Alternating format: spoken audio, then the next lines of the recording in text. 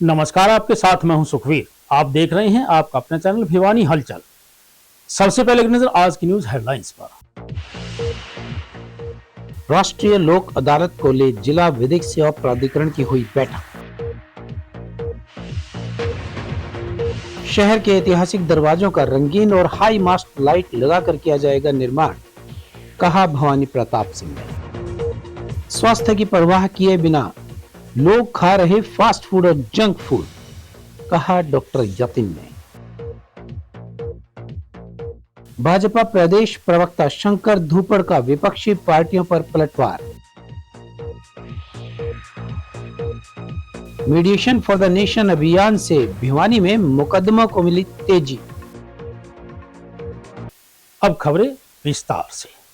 ADR centre के सभागार में राष्ट्रीय लोक अदालत की तैयारियों को लेकर जिला विधिक सेवा प्राधिकरण के द्वारा समीक्षा बैठक का आयोजन किया गया। प्राधिकरण के चेयरमैन व जिला एवं सत्र न्यायाधीश डी.आर. चारिया के निर्देशन में आयोजित बैठक की अध्यक्षता प्राधिकरण सचिव एवं मुख्य न्यायिक दंडाधिकारी पवन कुमार ने की।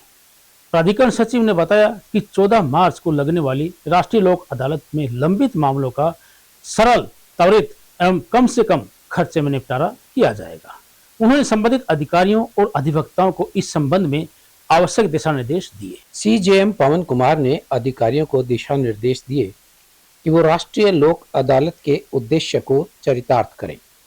अनेक बड़े लंबित मामलों को सरल, त्वरित एवं कम खर्च में निपटारा करें। इससे आम नागरिक को जटिल न्यायिक प्रक्रिया से राहत मिलती है और आपसी सहमति से विवादों का समाधान संभव हो पाता है। उन्होंने कहा कि लोक अदालत विवादों के समाधान का एक प्रभावी और सौहार्दपूर्ण मंच है, जहां दोनों पक्षों की सहमति से मामलों का निपटारा किया जाता है। इससे न केवल समय की बचत होती है, बल्कि न्याय प्रक्रिया पर जनता का विश्वास भी मजबूत होता है। उन्होंने बताया कि लोक अदालतों के माध्यम से न्याय प्रक्रिया में तेजी आई है। विशेष रूप से छोटे एवं आपसी विवादों के समाधान में लोक अदालतें अत्यंत कारगर साबित हुई हैं। सीजीएम ने निर्देश देते हुए कहा कि अधिकारी सुनिश्चित करें कि लोक अदालत के दिन किसी प्रकार की तकनीकी या प्रशासनिक समस्या न आए।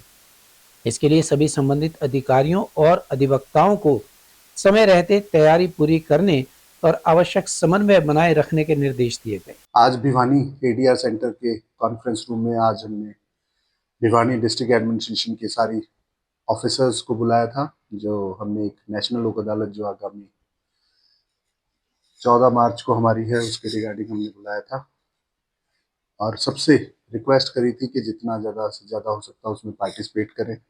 भिवानी के आम जनमानस तक इस बात को पहुंचाएं कि आने वाली लोक अदालत में उन सब के जो केसेस है वो हम कोर्ट में पुटअप करा सकते हैं, जो एक भाईचारे के तहत डिसाइड कराएं, जिससे दोनों ही पार्टी की जीत मानी जाती है, ताकि आगे की जो फ्यूचर लिटिगेशन है वो खत्म हो जाए। और इस नेशनल लोक अदालत में मैं पूरे भिवानी के आम जनमानस से रिक्वेस्ट करूंगा आप पार्टिसिपेट करें, अपने जो केसेस हैं उनको लोक अदालत में पुटअप कराएं। जितनी ज़्यादा से ज़्यादा हो सकता है वो डिस्पोजल अगर होती है तो आप सबका ही और हम सबका एक जिम्मेवारी जो है वो अच्छे से निभाई जा सके। भिवानी को छोटी काशी, मिनी क्यूबा, खेल नगरी इत्यादि अनेक नामों से जाना जाता है, लेकिन शहर की पहचान इसके चारों तरफ भारत की आजादी से पहले स्थापित किए गए हासी gate, Rohtak gate, Patram gate, हालू गेट, तिगड़ाना गेट इत्यादि 12 दरवाजों से की जाती रही है। भिवानी शहर को इसकी ऐतिहासिक पहचान देने के लिए नगर परिषद ने सभी दरवाजों के पुनर्निर्माण व सौंदर्यीकरण करने का बीड़ा उठाया है। नगर परिषद चेयरपर्सन प्रतिनिधि भवानी प्रताप सिंह ने कहा है कि शहर के सभी 12 ऐतिहासिक दरवाजों का पुनर्निर्माण करके उन पर रंगीन और हाई मास्ट लाइटें लगाकर सजाया जाएगा। उन्होंने कहा कि लुप्त हो चुके दरवाजों का निर्माण जल्द ही शुरू किया जाएगा, ताकि भिवानी शहर को इसकी पुरानी पहचान मिल सके। नगर परिषद चेयरपर्सन प्रतिनिधि भवानी प्रताप सिंह ने बताया कि भिवानी में अब 12 दरवाजे मौजूद तो नहीं हैं, लेकिन उनके नाम से आज भी सभी स्थान जाने जाते हैं।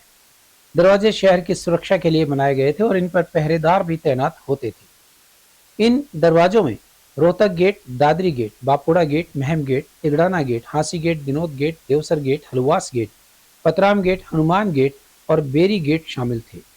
इन 12 दरवाजों का प्राचीन वैभव व रूप फिर से लौटेगा।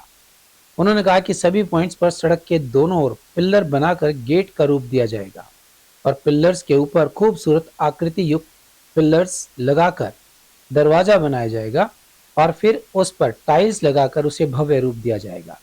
सभी दरवाजों पर रंगीन लाइट व हाई मास्ट लाइट का विशेष प्रबंध किया जाएगा। इन पॉइंट्स की खूबसूरती से शहर की सुंदरता बढ़ेगी। नगर परिषद इसी महीने कार्यों के टेंडर जारी कर देगा और अगले महीने से निर्माण भी शुरू करवा दिया जाएगा। माननीय विधायक घनश्याम सराफ जी ने भी दरवाजों को विषय को लेकर घोषणा भी की है और हमारा भी ये योजना है कि जो भिवानी की पुरानी गरिमा होती थी, 12 दरवाजों के भीतर भिवानी कहावत थी, उसको लेकर के हम तो भारत नहीं रहेंगे, ज्यादा हो जाएंगे। और साथ साथ में शहर की जो जैसे ही एंट्री हम करते हैं तो एंट्री गेट शहर का एक सुंदर सा हम बनाने जा रहे हैं। तो ये अलग अलग लोकेशन पे होंगे। साथ साथ जो हमारे महापुरुष हैं उनके नाम से ये गेटों का नाम भी होगा और शहर सुंदर भी से एक अलग प्रकार से है। देखिए अलग अलग है, जैसे हमने पहले रोहतक गेट सुना, हमने आसे गेट सुना, हमने पंचायती गेट सुना, हमने अलवास गेट सुना, हमने दिनों गेट सुना। तो इस प्रकार से जहां जहां संभव होगा उन गेटों का निर्माण हम करेंगे। यहाँ पे लागत तो अलग अलग रहेगी। देखिए स्ट्रक्चर का है, लागत रहेगी। किसी गेट पे 20 लाख की लागत, किसी गेट पे 15 लाख की लागत है। और जो हमारा एंट्री गेट का जो हमारा योजना है उसमें कम से कम 1.5 से 2 करोड़ की लागत हमारी रहेगी। लोगों के द्वारा जंक फूड, फास्ट फूड का प्रयोग पेट संबंधी अनेक बीमारियों को निमंत्रण देता है। यह कहना है पंडित नेकीराम शर्मा राजकीय मेडिकल कॉलेज के फिजिशियन डॉक्टर यतिन गुप्ता का। उन्होंने बताया कि इन खाद्य पदार्थों में पौष्टिक व फाइबर की कमी रहती है, जिसके कारण पेट में कब्ज, गैस व अपच जैसी बीमारियां निरंतर बनी रहती है।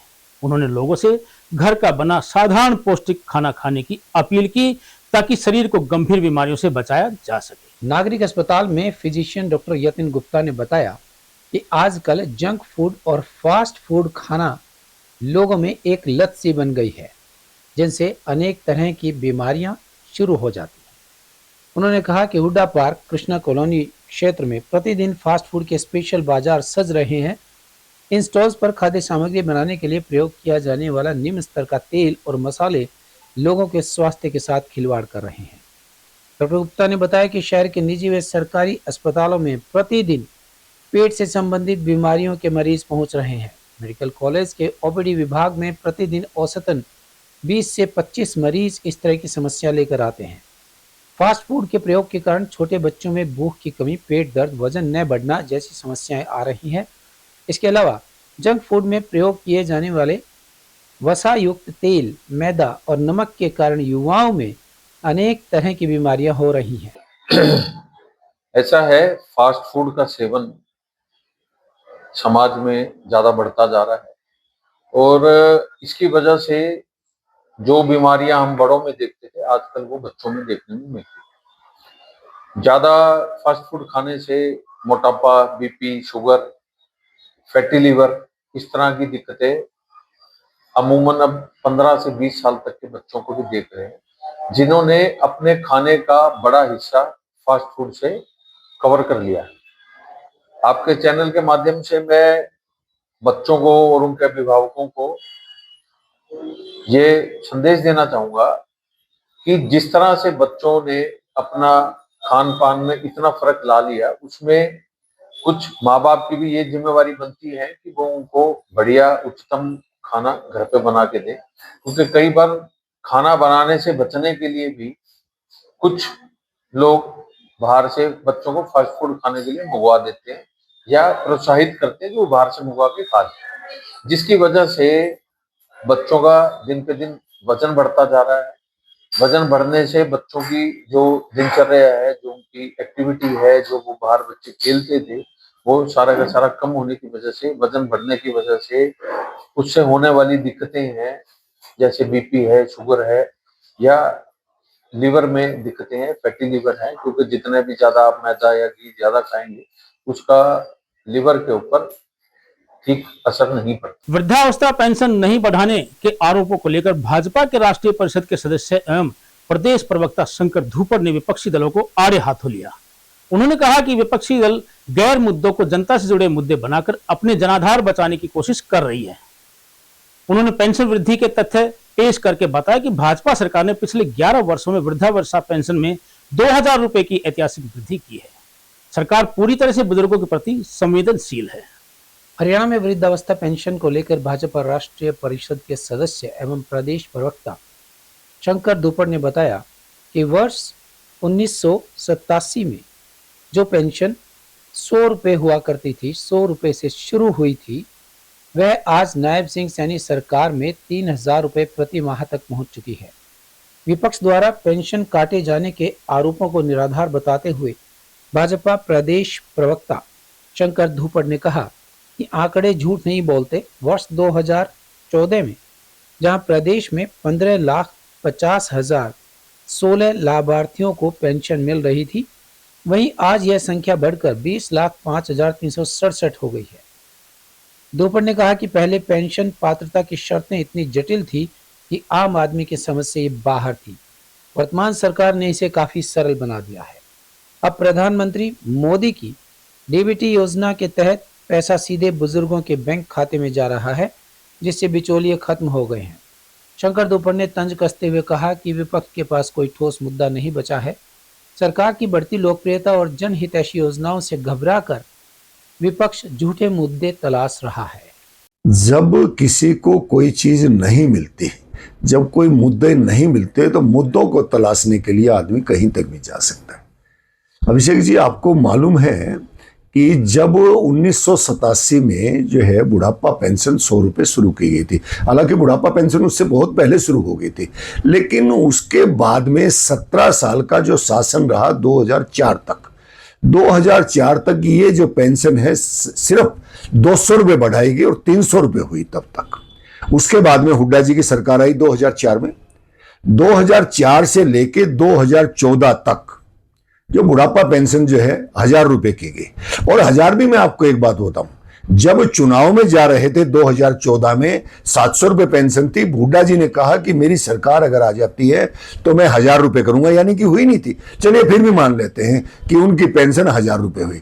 2014 में 1000 रुपये रही और 2000 अब जो है 24 में 11 साल होने को आगे अब 3000 रुपये हो गई। यानी कि हमने जो पेंशन बढ़ाई 11 साल में वो बढ़ाई 2000 रुपये। और एक बात और बताऊं आपको, जब 2014 में इनकी सरकार जो गई थी उस समय बुढ़ापा पेंशन मिल रही थी 12,50,000 16 लोगों को।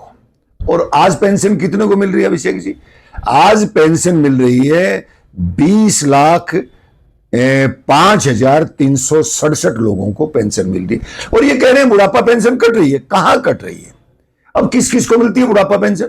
जो पूर्ण रूप से हरियाणा का रहने वाला हो और 60 साल से बड़ा हो। और एक बात और बता दूं, जिन लोगों को पेंशन जो दी जाती है उनके घर पर 60 साल का उम्र होते ही घर जाया जाता है। और एक बात और बता दूं, अभी आपसे पहले भी किसी ने मेरे से पूछा था कि ये बुढ़ापा पेंशन किसी की भी पेंशन अब तक काटी नहीं गई है, किसी की भी पेंशन काटी नहीं गई है।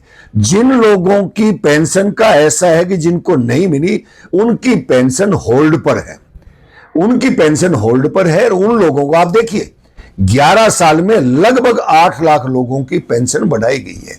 अब ये जो पेंशन है अगर आप बात करें तो 2000 रुपए तो बढ़े और 8 लाख लोगों को ज्यादा की गई।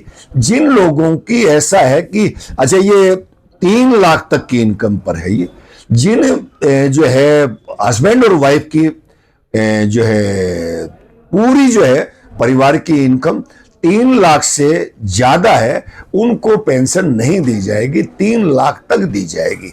अगर किसी की जो है इस वजह से होल्ड पर है तो उसकी जांच की जा रही है। फिलहाल किसी की कटी नहीं है। और जिक्र कर रहे हैं कि 2 लाख 2 लाख 2 लाख, पहले ये 7 लाख का जिक्र कर रहे थे। तारीख पर तारीख व अनगिनत चक्कर व कानूनी खर्चों से निजात दिलाने के लिए मीडिएशन 2.0 का द्वितीय संस्करण मीडिएशन फॉर द नेशन अभियान नागरिकों के लिए एक बड़ी राहत बनकर आया है। यह कहना है सीजीएम एवं जिला विधिक सेवा प्राधिकरण के सचिव पवन कुमार का।